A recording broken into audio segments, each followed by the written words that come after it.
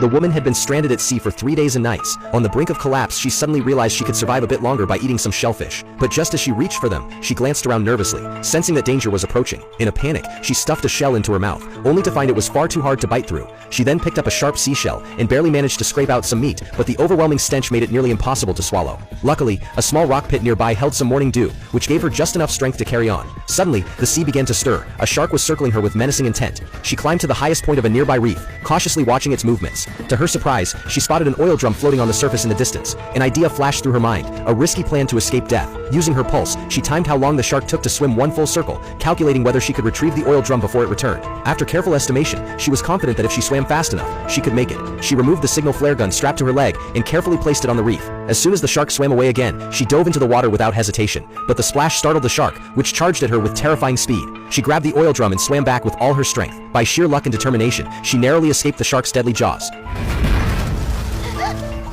Now holding the oil drum, her eyes burned with determination. The tide had turned. She opened the drum, poured gasoline over a rope, then stuffed it back in, leaving part of the rope exposed as a fuse. To make sure everything was perfect, she double-checked her flare gun. Then came the most critical step, luring the shark with her own blood. But after several tries, she couldn't cut open her arm. Exhausted, she crawled over the other side of the reef, dug out a sharper shell, and slashed her thigh with it. Fighting through the searing pain, she dangled her wounded leg in the water. The agony made her cry out, but soon the blood mixed with the sea, and the shark came charging. Drawn by the scent, she gripped the flare gun tightly, ready for the attack, but the shark suddenly lunged at her from behind, causing her to fall into the water again. Thankfully, the reef was nearby. She quickly climbed back up, but the enraged shark was right behind her, its bloody jaws wide open.